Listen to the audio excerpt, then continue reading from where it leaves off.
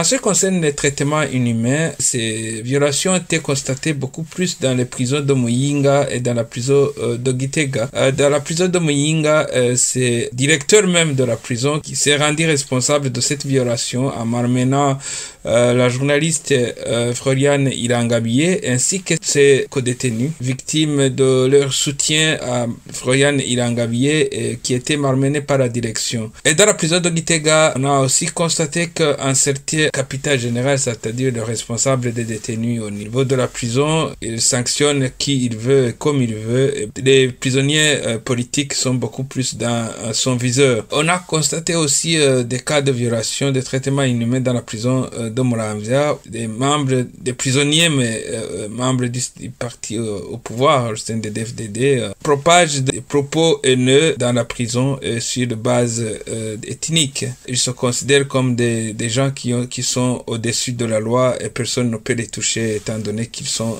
des membres du parti au pouvoir des Imbonerakure. On a aussi constaté de l'insuffisance alimentaire dans les différents établissements pénitentiaires.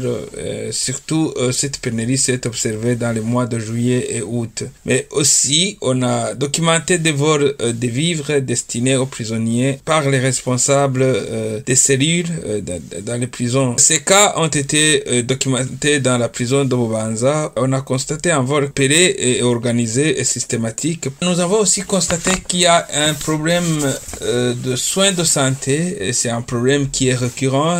Nous avons constaté que les soins qui sont indisponibles dans les prisons, les prisonniers n'y ont pas accès. Surtout que les sorties deviennent beaucoup plus difficiles.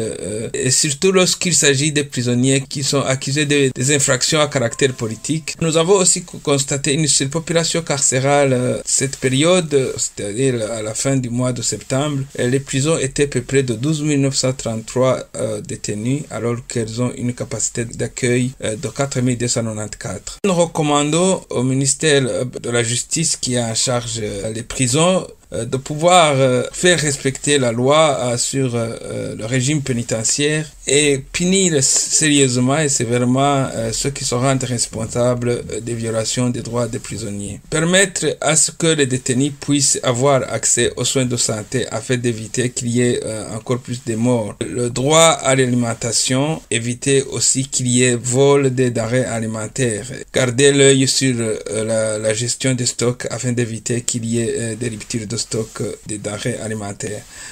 Et nous demandons à ce qu'il y ait aussi une politique claire de désengorgement des prisons parce que nous constatons que même s'il y a un petit nombre de détenus qui sortent de la prison, il y a un grand nombre qui entrent. Donc, ça ne change rien si le ministère en charge de la justice ne met pas en place une politique claire afin d'éviter que les prisons qui sont déjà peuplées puissent avoir un nombre significatif de réduction des détenus dans les prisons.